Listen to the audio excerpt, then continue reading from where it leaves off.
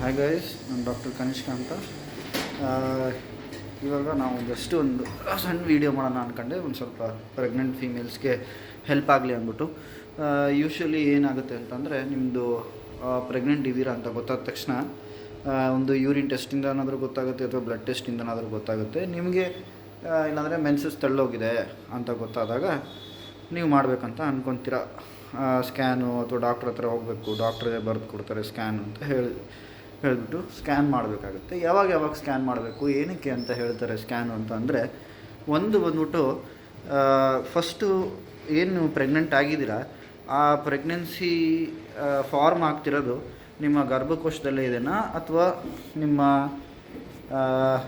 ಇದರ ಬೇರೆ ಕಡೆ ಆಚೆಗಡೆ, ಅಂದರೆ ಅದನ್ನು ಎಕ್ಟೋಪಿಕ್ ಅಂತ ಅಂತಾರೆ. ಅಂದರೆ ಅದು ಆ ಥರ ಏನಾದರೂ ಆಗಿಬಿಟ್ರೆ ಅದು ತುಂಬ ಪ್ರಾಬ್ಲಮ್. ಯಾಕಂದರೆ ಅಲ್ಲಿ ನಿಮ್ಮದು ಏನಂತಾರೆ, ಸ್ಯಾಕ್, ಮಗು ಬೆಳೆಯೋಕ್ಕೋಸ್ಕರ ಬೇಕಾಗಿರೋವಂಥ ಜಾಗ, ಅಂದರೆ ಅದಕ್ಕೆ ಸ್ಯಾಕ್ ಅಂತಾರೆ. ಸೊ ಅದು ಅಕಸ್ಮಾತು ಗರ್ಭಕೋಶದಲ್ಲಿ ಇಲ್ಲಾರ್ದೆ ಗರ್ಭಕೋಶದಿಂದ ಆಚೆಗಡೆ ಇತ್ತು ಅಂತಂದರೆ ಅಲ್ಲಿ ಅದಕ್ಕೆ ಸರಿಯಾದ ಜಾಗ ಅಲ್ಲ. ಸೊ ಅಲ್ಲಿ ಬರ್ಸ್ಟ್ ಆಯಿತು, ಅದು ಆ ಬಲೂನ್ ಥರ ಇರೋದು ಒಂದು ಏನಿರುತ್ತೆ ಜಾಗ, ಅದು ಬರ್ಸ್ಟ್ ಆಗಿಬಿಟ್ರೆ ಪೂರ್ತಿ ಒಳಗಡೆ ಎಲ್ಲ ಬ್ಲೀಡಿಂಗ್ ಆಗುತ್ತೆ. ಸೊ ಅದಕ್ಕೋಸ್ಕರ ತುಂಬ ಇಂಪಾರ್ಟೆಂಟು ಫಸ್ಟ್ ಸ್ಕ್ಯಾನ್ ಬಂದ್ಬಿಟ್ಟು ನಿಮ್ಮ ಏನು ಮಗು ಫಾರ್ಮ್ ಆಗ್ತಿದೆ ಅದು ಒಳಗಡೆ ಇದೆನಾ ಹೊರಗಡೆ ಇದೆನಾ ಅಂತ ನೀವು ತಿಳ್ಕೊತೀರ. ಅದಾದಮೇಲೆ ಒಂದು 5 ರಿಂದ 6 ವಾರದ ಮಧ್ಯ ನಿಮಗೆ ಮಗುಗೆ ಎದೆ ತುಡಿಪು, ಅಂದರೆ ಮಗುವ ಎದೆ ಬಡಿತ ಏನಿದೆ ಅದು ಬಂದಿದೆನಾ ಅಂತ ಗೊತ್ತಾಗುತ್ತೆ. ಆ ಮಗು ಬೆಳೆಯೋ ಜಾಗ ಏನಿದೆ ಅದು ನಮಗೆ ಒಂದೊಂದು ಮೆಷರ್ಮೆಂಟ್ ಕೊಟ್ಟಿರ್ತಾರೆ. ನಮಗೆ ಒಂದು ಮ್ಯಾಕ್ಸಿಮಮ್ ಅಂದರೆ 2.3 ಸೆಂಟಿಮೀಟ್ರು ಅಷ್ಟರ ಒಳಗಡೆ ಅಷ್ಟು ಸೈಜ್ ಇದೆ ಅಂದಾಗ ಒಂದು ಮಗುವ ಒಂದು ಅಣು ಇರಬೇಕು, ಅದರಲ್ಲಿ ಒಂದು ಎದೆ ತುಡಿಪ ಬಂದಿರಬೇಕು. ಸೊ ಆವಾಗ ಅದು ಹೌದು, ಈ ಪ್ರೆಗ್ನೆನ್ಸಿ ಮುಂದೆ ಹೋಗುತ್ತೆ ಅಂತ ಹೇಳ್ಬೋದು. 3ನೇ ಸ್ಕ್ಯಾನ್ ಇದು ಗೊತ್ತಾದ ತಕ್ಷಣವೇ 3ನೇ ಸ್ಕ್ಯಾನ್ ಬಂದ್ಬಿಟ್ಟು ನಿಮಗೆ NT ಸ್ಕ್ಯಾನ್ ಅಂತ ಹೇಳ್ತೀವಿ. ಅಂದರೆ ಅದರದ್ದು NT ಅಂದರೆ ನೆಕ್ ಟ್ರಾನ್ಸ್ಲ್ಯೂಸೆನ್ಸಿ ಅಂತ. ಯೂಶ್ವಲಾಗಿ ಇದು ಡೌನ್ ಸಿಂಡ್ರೋಮು, ಒಂದೆರಡು ಸಿಂಡ್ರೋಮ್ಸ್ ಎಲ್ಲ ಇರ್ತವೆ. ಸಿಂಡ್ರೋಮ್ ಅಂತ ಹೇಳಿದ್ರೆ ಒಂದು ಬೆಳವಣಿಗೆ ಆಗುವಂತಾಗಲೇ ನಾವು ಕಂಡು ಹಿಡಿಯಬಹುದು ಅನ್ನುವಂಥ ಒಂದೆರಡು ಡಿಸೀಸಸ್ಗಳಿದ್ದಾವೆ. ಆ ರೋಗಗಳು ಮಗುಗೆ ಬರುತ್ತೋ ಇಲ್ವೋ ಅಂತ ಇದೊಂದು ಈ ನೇಸಲ್ ಬೋನ್ ಅಂತ, ಈ ಬೋನ್ ಏನಿದೆ, ಈ ಬೋನು ನಿಮಗೆ ಆ ಮಗುಗೆ ಬಂದಿದೆನಾ ಇಲ್ವಾ ಅಂತ ನೋಡಬೇಕು. ಮತ್ತು ನೆಕ್ಕಲ್ಲಿ ಅದು ಚೆನ್ನಾಗಿ ಇದಾಗಿದೆನಾ ಅಥವಾ ಇಲ್ಲಿ ಏನಾದರೂ ನೀರು ನಿಂತಿದೆನಾ ಅಂತ ಚೆಕ್ ಮಾಡ್ತಾರೆ. ಇದು ಬಂದ್ಬಿಟ್ಟು ನಿಮ್ಮದು 3ನೇ ತಿಂಗಳ ಸ್ಕ್ಯಾನು. ಇದು ಚೆನ್ನಾಗಿ ಅಂದರೆ ನಿಮ್ಮದು ಒಂದು 12ನೇ ವಾರದಿಂದ ಒಂದು 14ನೇ ವಾರದವರೆಗೂ ನೀವು ಮಾಡಿದ್ರೆ ಚೆನ್ನಾಗಿರುತ್ತೆ ನಿಮಗೆ. ಅದಾದಮೇಲೆ ಬಂದ್ಬಿಟ್ಟು ಅನಾಮಲಿ ಸ್ಕ್ಯಾನ್ ಅಂತ. ಅನಾಮಲಿ ಅಂತಂದರೆ ನಿಮ್ಮದು ಇದೆ ಇವೆರಡು ಬಿಟ್ಬಿಟ್ಟು ಇನ್ನೂ ಬೇರೆ, ಹಾರ್ಟ್ ಚೆನ್ನಾಗಿದೆನಾ, ಕಣ್ಣು ಚೆನ್ನಾಗಿದ್ದಾವ, ಕಣ್ಣೊಳಗಡೆ ಲೆನ್ಸ್ ಬಂದಿದೆನಾ, ಕೈಗಳು ಚೆನ್ನಾಗಿದ್ದಾವ, 4 ಏನಿದ್ದಾವೆ, 2 ಕೈ 2 ಕಾಲು, ಅದರದ್ದು ಬೆರಳುಗಳು ಅದು ಬರೀ ಮುಷ್ಟಿ ಕಟ್ಟಿದೆನಾ, ಚೆನ್ನಾಗಿ ತೆಗೀತಾ ಇದೆನಾ, ಇದೆಲ್ಲ ನೋಡ್ತಾರೆ. ಇದನ್ನು ಬಿಟ್ಟು ಕಿವಿ ಬಂದಿದ್ದಾವ, ಆಮೇಲೆ ಕಿಡ್ನಿ ಇದ್ದಾವ, ಮತ್ತು ಶ್ವಾಸಕೋಶ ಏನಿದೆ ಅದು ಚೆನ್ನಾಗಿದೆನಾ, ಅದಕ್ಕೂ ಮತ್ತು ನಿಮ್ಮ ಕರಳುಗಳಿಗೆ ಮಧ್ಯ ಡಯಾಫ್ರಮ್ ಅಂತ ಇರುತ್ತೆ, ಅದು ಬೆಳವಣಿಗೆ ಆಗಿದೆನಾ, ಅಥವಾ ಅದರಲ್ಲಿ ಏನಾದರೂ ಒಳಗಡೆಯಿಂದ ಹಿಂಗೆ ಹೋಗಿದೆನಾ, ಇದೆಲ್ಲ ಬಂದ್ಬಿಟ್ಟು ನಿಮಗೆ 20ನೇ ವಾರದಿಂದ ಒಂದು 24ನೇ ವಾರದವರೆಗೂ ನೀವು ನೋಡಿಕೊಂಡ್ರೆ ಚೆನ್ನಾಗಿರುತ್ತೆ. ಇವಾಗ ಒಂದು ಸ್ವಲ್ಪ ಗೌರ್ಮೆಂಟ್ ಇದನ್ನು ರಿಲ್ಯಾಕ್ಸ್ ಮಾಡಿಬಿಟ್ಟು ಒಂದೇನೋ ಹೇಳ್ತಾ ಇದ್ದಾರೆ, ಚೇಂಜ್ ಮಾಡ್ತೀವಿ 24 to 26 ಏನೋ ಹೇಳ್ತಾ ಇದ್ದಾರೆ, ಇನ್ನೂ ಬಂದಿಲ್ಲ. ಮುಂಚೆ ಇದು 22 ವೀಕ್ಸ್ ಏನೋ ಇತ್ತು, ಇವಾಗ 24 ವೀಕ್ಸ್ವರೆಗೂ ಮಾಡಿದ್ದಾರೆ. ಏನು ಮಾಡಿದ್ದಾರೆ ಅಂತಂದರೆ, ಈ ಟೈಮಲ್ಲಿ ಅಕಸ್ಮಾತ್ ಮಗುಗೆ ಏನಾದರೂ ಪ್ರಾಬ್ಲಮ್ ಆಗಿದೆ ಅಂತ ಗೊತ್ತಾದರೆ ಅದನ್ನು ನೀವು ಅಬಾರ್ಷನ್ ಮಾಡ್ಬೋದು. ಇದರ ಮೇಲೆ ಇದಕ್ಕಿಂತ ಮುಂಚೆ ಏನೇ ಪ್ರಾಬ್ಲಮ್ ಬಂದ್ರೂ ನೀವು ಅಬಾರ್ಷನ್ ಮಾಡ್ಕೋಬೋದು.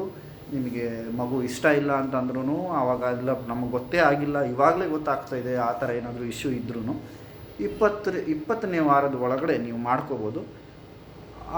ಇದರಲ್ಲೂ ಒಂದು ಸ್ವಲ್ಪ ನಿಮಗೆ ಅದು ಅನಾಮಲಿ ಇದೆನಾ, ಅನಾಮಲಿ ಇಲ್ವಾ, ಇದೆಲ್ಲ ಚೆಕ್ ಮಾಡಿಬಿಟ್ಟು ನಿಮ್ಮ ಡಾಕ್ಟರ್ ಏನಿದ್ದಾರೆ ಅವ್ರ ಹತ್ರ ನೀವು ಮಾತಾಡ್ಬಿಟ್ಟು ಇದನ್ನು ಡಿಸಿಷನ್ ತೊಗೋಬೋದು. ಮುಂದೆ ಅಬಾರ್ಷನ್ ಮಾಡ್ಬೋದಾ ಇಲ್ವೋ ಅಂತ ಅಂದ್ಬಿಟ್ಟು ನಿಮ್ಮ ಗೈನಕಾಲಜಿಸ್ಟ್ ಡಿಸೈಡ್ ಮಾಡ್ತಾರೆ. ಇಬ್ಬರು ಮಿನಿಮಮ್ ಏನಾದರೂ ಪ್ರಾಬ್ಲಮ್ ಇತ್ತು ಅಂದರೆ ಇಬ್ಬರು ಸ್ಕ್ಯಾನ್ ಡಾಕ್ಟ್ರ್ ಬಂದ್ಬಿಟ್ಟು ನಿಮ್ಗೆ ಹೇಳಬೇಕು, ಹೌದು ಇದು ಪ್ರಾಬ್ಲಮ್ ಇದೆ.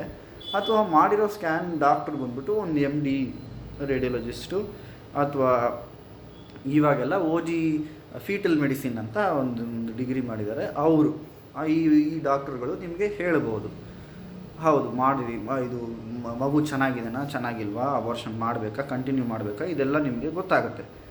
ಇದು ಆದಮೇಲೆ ಬಂದ್ಬಿಟ್ಟು ನಿಮಗೆ ನೆಕ್ಸ್ಟು ಬೆಳವಣಿಗೆ ಎಲ್ಲ ಚೆನ್ನಾಗಿ ನಡೀತಾ ಇದೆ, ನಿಮಗೆ ಮೂಮೆಂಟ್ಸ್ ಚೆನ್ನಾಗಿ ನಡೀತಾ ಇದೆ.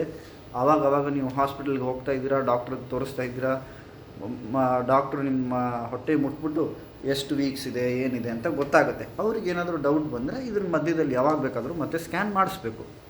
ಇದನ್ನು ಬಿಟ್ಬಿಟ್ಟು ನೆಕ್ಸ್ಟ್ ಹೇಳಬೇಕು ಅಂತಂದರೆ ಒಂದು 30ರಿಂದ 32ನೇ ವಾರದಲ್ಲಿ ಒಂದು ಸ್ವಲ್ಪ ಬೆಳವಣಿಗೆ ಹೇಗಿದೆ, ನೀರು ಸತ್ತು ಅಂತಂತಾರೆ, ಅಂದರೆ ಮಗು ಆಚೆಗಡೆ ನೀರಿರುತ್ತೆ, ಅದು ಆಮ್ನಿಯೋಟಿಕ್ ಫ್ಲೂಯಿಡ್ ಅಂತಾರೆ, ಆ ನೀರು ಚೆನ್ನಾಗಿದೆನಾ, ಅದ್ರ ಬಂದ್ಬಿಟ್ಟು ನಿಮ್ಮದು ಮಿನಿಮಮ್ ಹೇಳಬೇಕು ಅಂದರೆ ಪ್ರಾಬ್ಲಮ್ ಇರಲಾರ್ದೆ ಇರಬೇಕು ಅಂದರೆ 8 ಸೆಂಟಿಮೀಟ್ರ್ಗಿಂತ ಜಾಸ್ತಿ ಇರಬೇಕು. 8ರಿಂದ ಬಂದ್ಬಿಟ್ಟು ನಿಮ್ಗೆ 8ರಿಂದ ಕೆಳಗಡೆ ಇದ್ದರೆ ಆಲಿಗೋಹೆಟ್ರೋಮಿಯಸ್ ಅಂತಾರೆ, ಅದ್ರ ಮೇಲ್ಗಡೆ ಇದ್ದರೆ ಓಕೆ ಜಸ್ಟ್ ಅಡಿಕ್ವೇಟ್ ಅಂದರೆ ಸಾಧಾರಣವಾಗಿ ಇದೆ. ಅದಾದಮೇಲೆ ಒಂದು ಸ್ವಲ್ಪ ನಾರ್ಮಲ್ ಆಗಿದೆ, 18ರವರೆಗೂ ನಾರ್ಮಲ್ ಅಂತಾರೆ, 18ರ ಮೇಲೆ ತುಂಬ ಜಾಸ್ತಿ ಇದೆ ಅಂತ ಅಂತಾರೆ. 23, 24 ಆ ಥರ ಏನಾದರೂ ಬಂದ್ಬಿಟ್ರೆ ಅದು ನಿಮಗೆ ಮಗು ಓಡಾಡೋಕ್ಕೆ ತುಂಬ ಒಳಗಡೆ ಅಲ್ಲಾಡೋದಕ್ಕೋಸ್ಕರ ತುಂಬ ಜಾಗ ಆಗಿಬಿಟ್ಟು ಕೊರಳಿಗೆ ನಿಮ್ಮದು ಕೊಡಿ ಸುತ್ಕೊಳೋದು ಇದೆಲ್ಲ ಪ್ರಾಬ್ಲಮ್ ಆಗುತ್ತೆ. ಪ್ಲಸ್ ಇದ್ರದ್ದೇ ಆದ ಒಂದು ಡಿಸೀಸ್ ಇದೆ, ಅದು ನಮಗೆ ಸ್ಟಾರ್ಟಿಂಗಲ್ಲೇ ಗೊತ್ತಾಗಲ್ಲ, ಆಮೇಲೆ ಗೊತ್ತಾಗುತ್ತೆ.